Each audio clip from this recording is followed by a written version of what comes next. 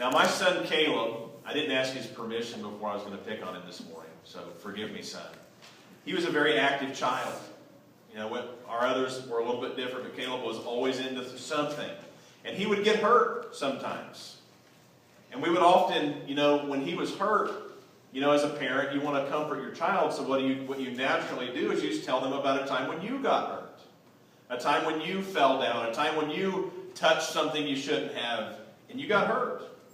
And Caleb was so fascinated by the idea that mommy and daddy could get hurt that he began requesting these stories regularly. He would request them of anybody he was spending time with.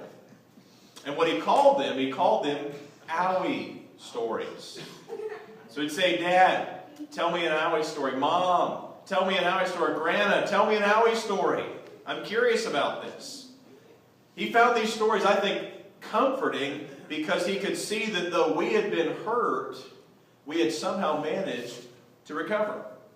Now, you and I, we smile when we think about boo-boos, right? Why do we do that? Because we know that they're temporary, and we know that they're going to heal.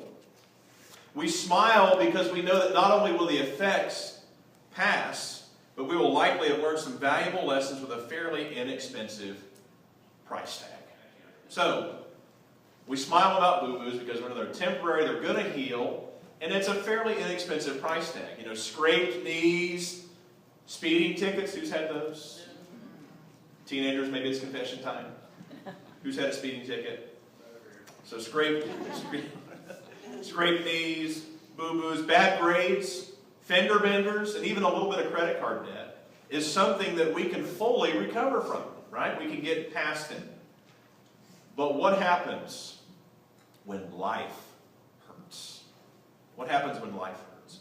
When life hurts, we recoil. Because we know instinctively that something has happened to us at a deep level, and it's going to take time to heal. And we withdraw.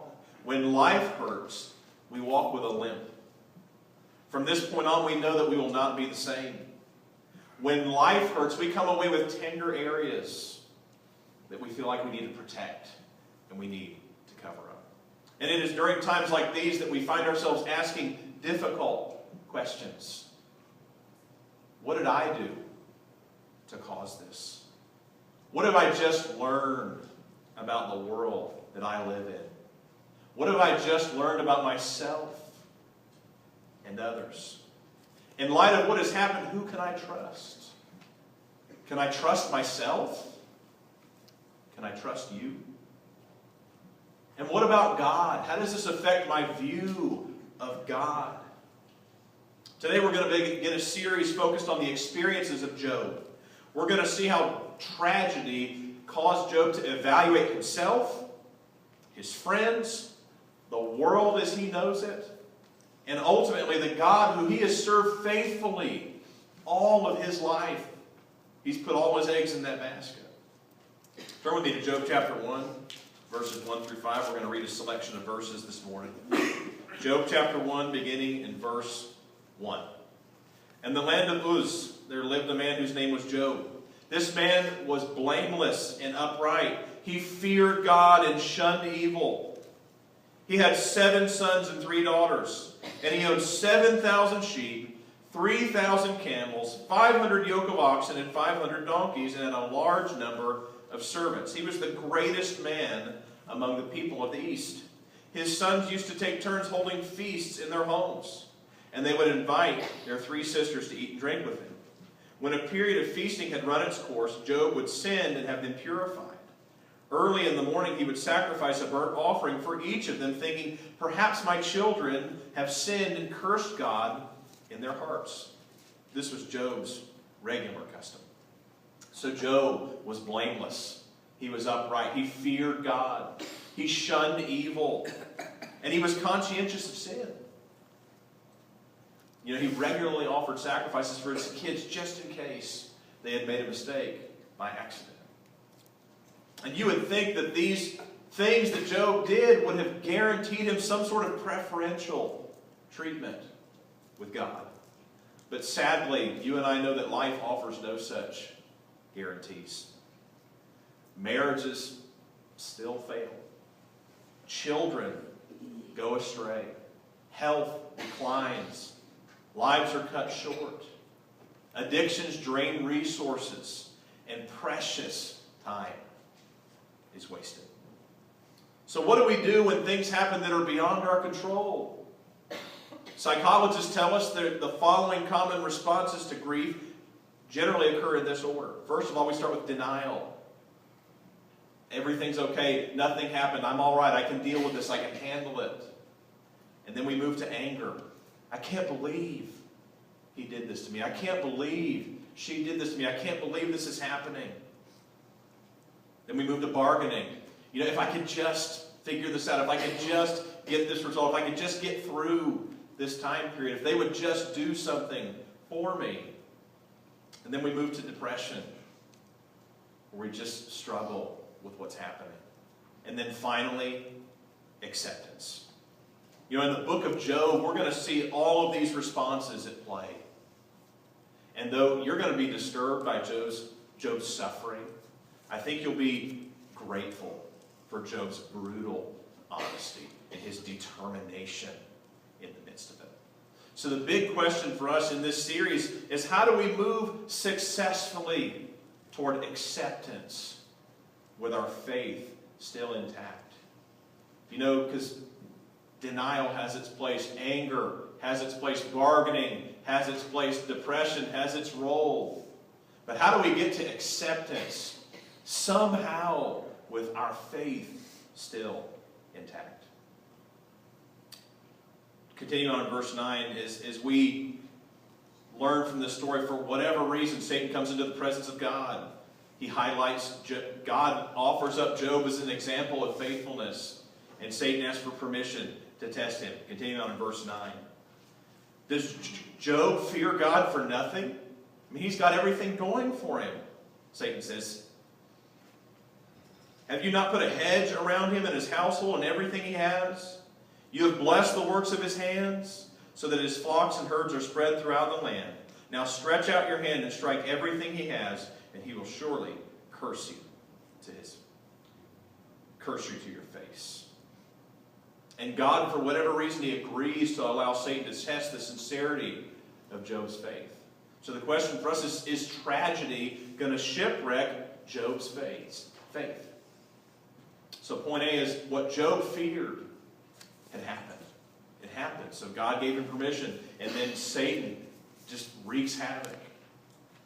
Destroys his crops, steals his cattle, kills his family in a series of tragedies, one after another. So what Job feared happened. Now, I don't know about you, but I've got a list in my heart, in my mind, and it's called my too much list. You know, if these things happen to me, it'd just be too much. I don't know that I could make it. You know, if my wife left me, if one of my children passed, if I had cancer, if I or one of my loved ones had a debilitating illness or injury. But, you know, truthfully, I'm still a little bit kind of light on this life experience. And truthfully, I'm a little bit afraid of how I would respond. I don't know about you. I'm kind of concerned that if I really went through something, I'm not sure if my faith would make it. I'm a little bit concerned. But I'll tell you what, watching how many of you have responded, many of you that I know personally, it gives me hope. How do you continue to get up each day and endure through crippling hardship? I don't know the answer to that question, but a number of you do. And it inspires me. And the story of Job, it gives us hope. It gives us hope that the worst kind of tragedy imaginable, because you see what Job went through, unimaginable tragedy, but it doesn't have to extinguish our spirit. It can certainly knock the breath out of us, right? Isn't that how you feel sometimes? It just knocks the breath out of you. You didn't see it coming. But it need not ultimately defeat us unless we choose to allow it. And then point B is, what will he place in the space? Because there's a space, there's a gap between what Job has come to expect of God and what he is now experiencing. And what's he going to place in that space? Up to this point in his life, Job has operated according to the following worldview. God is good and rewards those who place their trust in Him. And though he is aware of hardship elsewhere, he points it out later in the book, it has not touched him personally. But now that it is on his doorstep, he has to decide what he believes. Does he believe that God is arbitrary and impersonal? You know, many of the surrounding nations at that time served impersonal gods who required things from their people. Their message was, serve me or else. And even if you did follow the rules and the rituals prescribed, there was no guarantee that they were going to turn things well out for you in the end. These gods were generally cruel and indifferent. So Job's temptation here is to conclude that the God of heaven is just like all the other gods. And he cannot be trusted. He's arbitrary. He's impersonal. He's not paying attention to you. He's not looking out for you. In fact, at that time, you had to basically pay to get the God's attention. So he's asking himself, is God arbitrary? He's also asking himself, is God powerless and irrelevant? Again, at that time, circumstances were all tied to a spiritual meaning. People didn't just get sick. Things didn't just happen. Every effect had a cause. And the trick was to figure out why something was happening. So a natural assumption for Job would have been that maybe there's a bigger God on the block. More powerful than his God. Maybe God doesn't have what it takes. Maybe God's not capable or able of solving his problems, of protecting him, of fixing the things that had gone wrong. So is God powerless? In other words, two questions. Is God able? And does God care? And these are questions that you and I have asked ourselves in our hard times, in our darkest moments. Is God able? Does God care? Continuing on in verse 20, this is Job's response to the tragedy. At this, Job got up and tore his robe and shaved his head. Then he fell to the ground in worship and said, naked I came from my mother's womb, and naked I will depart. The Lord gave, and the Lord has taken away. May the name of the Lord be praised. In all this, Job did not sin by charging God with wrongdoing. And I know you're astounded by that response. Like, I'm astounded by his response. How can he respond this way to such tragedy? But it doesn't stop there. For those of you who know the story, Satan then asked permission to afflict Job's body. He said, hey, you've hurt his family, you've taken away his wealth, now touch his body, and then surely now he'll give up on you, God. He'll be done with you, God. Just give me permission. And then God gives him permission. And then beginning in verse 7 of chapter 2. So Satan went out from the presence of the Lord and afflicted Job with painful sores from the soles of his feet to the top of his head. Then Job took a piece of broken pottery and scraped himself with it as he sat among the ashes. His wife said to him, are you still holding on to your integrity? Curse God and die. He replied, you are talking like a foolish woman. Shall we accept good from God and not trouble? In all this, Job did not sin in what he said. So then point C is, we see from these two passages that Job chooses to delay judgment. He chooses to delay judgment. In other words, he doesn't assume he knows what's going on. He's got suspicions. He's suffering now personally, physically. He's right in the midst of his pain. And he chooses to delay judgment. You know, his way of viewing both life and God is under fire. Teetering on the edge of going away, of him giving up. And rather than deciding in the moment, Job chooses not to decide for now. So after killing Job's family, robbing him of his wealth, and finally afflicting Job's body, Satan fails to immediately shipwreck Job's faith. But as you and I know, his journey is far from over. Job's still in shock. Probably a little bit of denial.